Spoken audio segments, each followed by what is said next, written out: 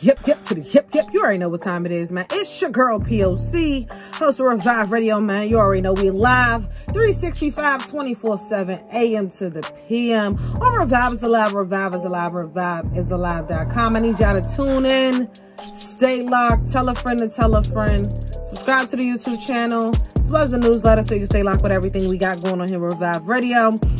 But I don't normally do this. I don't normally, do this. I really try my best. I actually do my best, to not use my platform for my own personal rants, to get my own personal emotional feelings out. But today is definitely a day where I have decided that I definitely have to get something out. I got to get something off my chest. I definitely have come to the conclusion that this is not what the people want, as far as, my personal rants. But I really got to get something off my chest today. As far as this 26-year-old woman in Louisville, Kentucky, losing her life.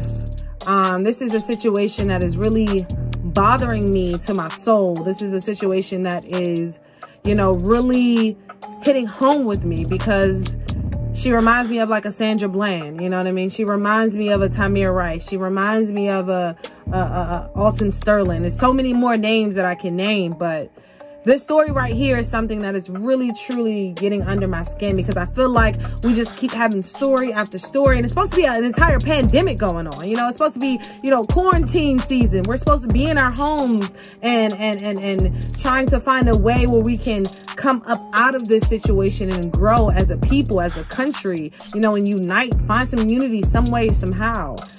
Whether it's, in a cultural experience or whether it's in an individual experience. But at the same time, we should be coming out of this showing more love and more unity. But that's not the case, for some people. That's not the case. And that's not the case, for these 3 officers down in Louisville, Kentucky.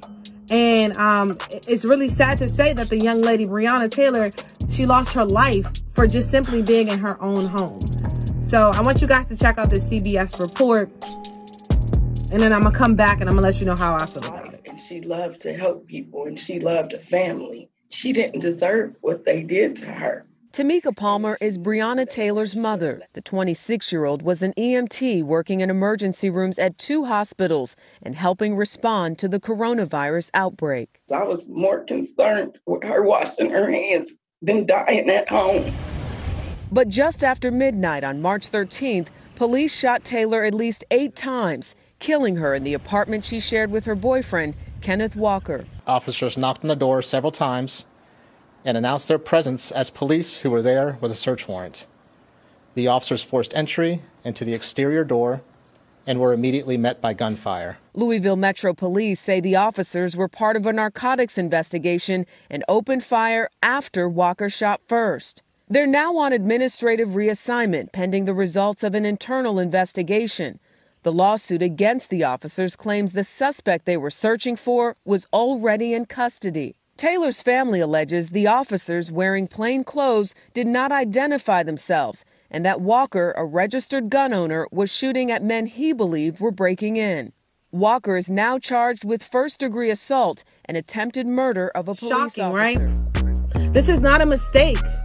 This is not one of those cases where you can say, you were afraid for your life. You were fearful for your life. But I want you guys to know some things that, actually occurred during the situation, some facts and some evidence that I actually figured out myself as I was doing my research. God rest her soul. I'm definitely sending my prayers and my condolences to Breonna and her family. I know this is a tough one. This is a big one. Honestly, once again, like I said earlier, I just feel like this is going from story to story, situation to situation. And it just feels like a never ending story. It's just another chapter in our book of being Black in America, honestly, truly. But once again, I just want to name some real quick facts, man. So Breonna, once again, she was 26, I apologize. She was 26 years old. She was shot 8 times by the 3 officers that entered her home. The 3 officers that entered her home actually shot 22 rounds while breaking into Breonna Taylor's home, also Kenneth Walker's home, who actually fired at the officers, hitting one of the officers in the leg. He is now in custody and being charged with attempted murder of a police officer because he used his Second Amendment right. He used his Second Amendment right in the state of Kentucky, where you are allowed to bear arms You are allowed to protect yourself as long as you have a legal firearm and a legal permit. And that's exactly what Kenneth Walker had at the time when 3 officers came into his apartment with a search warrant that was for the wrong house. The search warrant was actually for another house. And then put some, ice it even on the cake, even some more. The search warrant was for somebody that was already in custody. The young man that they were looking for had already been picked up the morning prior to these 3 officers going inside of Breonna Taylor's and Keith Walker's home. This young lady lost her life because of lack of preparation. This young lady lost her life because the officers did not do their due diligence prior to using that active search warrant. They did have a search warrant, but for the wrong address, for someone who was already in custody. Also, the police officers, when they pulled up to the scene, they were not wearing any body cameras. They were dressed as civilians, and they pulled up in regular cars.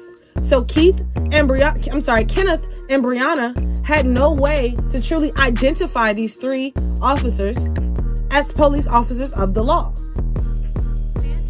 The officers, of course, are arguing the fact that they identified themselves. But how could they possibly, as civilians, Kenneth and Breonna, really be aware of what's going on? Also, the 3 officers were not fired, of course. They didn't lose their jobs. They were put on administrative reassignment.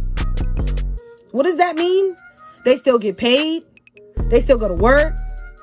They still go home to their families. They still have a life. They still get to see their kids. They still get to see their loved ones. That's what that means. So for me, it's just really battling with the question, how can I, as a Black woman in America, truly trust this justice system? This, once again, is not an act of, this is not an act of, I was afraid for my life. This is not an act of self-defense.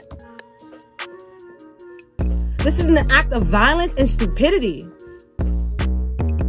This is more exposure to the justice system here in America and how they feel towards African Americans. The fact that the Louisville Police Department has not made a statement, has not even apologized to the family, has not even reached out to the family. The fact that the Louisville Police Department still has Kenneth Walker locked up and behind bars at this time for using his Second Amendment right. 3 people broke into his home and started firing. And it's just like, in February, we lost Ahmaud. In March, we lost Breonna. And that's also one of the reasons why I wore this hat as I was having this conversation today, because this is not like this has been our first time. This is not like this has been, a story we haven't seen before. I wanted to, for the people who are watching me, on the social networks, I wanted to show you some names. Shout out to the people who are listening right now. And I apologize, I'm going on a rant, but I just really had to get this off my chest. Tamir Rice, Sandra Bland, Jordan Edwards, Eric Gardner, Freddie Gray, Mike Brown, Alton Sterling. This is just a few names. Just a few names, just the name, Rest in peace. And then, as we say, rest in peace. And as I looked at this hat, it reminded me of a tweet that I seen earlier on social media. And it said, when Trayvon was killed, we brought Skittles and Arizona tea. When Michael Brown was killed, we got Hands Up, Don't Shoot t-shirts. When Eric Gardner was killed, we got I Can't Breathe t-shirts. Now that Ahmaud Arbery was killed, we're about to go jogging. And shout out to all the people who did jog, in respect. I appreciate you. We have to do something. Something has to be done. We have to show some type of solidarity, right? I agree with that wholeheartedly. But this tweet hit me so hard Because it's like, what are we going to do to get some change? And no, change doesn't happen, spontaneously. Change is not going to happen overnight. But change needs to start now. And it starts with us. We have to say enough is enough. We have to honestly stop settling for the picket signs and settling for the t-shirts and settling for, the rest in peace posters. I get it. We're all mourning. I get it. But we must do something different. And I don't want to go into the whole political ram of things and saying, vote, vote, vote. Your vote will change this. Your vote will change that. But I do agree, with our politicians. We must vote. We do have that right to vote. And voting on a smaller, level as far as your district where you are, your district where you are. I encourage you to vote on that level. Vote on a local level. That's important. Your judges, your sheriffs. Who's the sheriff in town in your town? Who's the sheriff in town in your city? You need to know that. I challenge you to go Google that right now. We need to be knocking on, City Hall's door. It's a lot going on, and it's supposed to be a pandemic going on, but it's still showing that it's the judicial system against black people. It's still showing us that they really, truly don't care. And I'm actually tired of singing that don't care song. I'm actually tired of saying they don't care, they don't care. You're like the tune, the melody is starting to just flow. Like we're starting to really get that part together. But it's time that we change another tune. It's time that we get, another song to dance to. And I want to name that song Change. I want to name that song Unity. I want to name that song Love. Honestly, truly. And it starts once again with us. So once again, rest in peace to Breonna Taylor's family and loved ones. I'm sorry, rest in peace to Breonna Taylor. I do apologize. I'm sending my condolences to Breonna Taylor's family and loved ones. I'm screaming, free my man Kenneth Walker. You already know what time it is, man. It's your girl, p.o.c. Turn your radios up, switch your dials over. I appreciate everybody tuning in. I appreciate everybody listening. Revive is alive, 365, 24/7 a.m. to the p.m. We're now streaming, always. Click that link in my bio, man. Take you directly where you need to be. Revive_p.o.c. Drop your comments below. Facebook, Twitter, Instagram. I want to hear from you, man. You already know what time it is. It's your girl, p.o.c. Let's go! You missed this morning's episode of Revive Radio? Well, guess what? You can catch that playback on YouTube. All you have to do is go to Revive_POC on YouTube to find more information.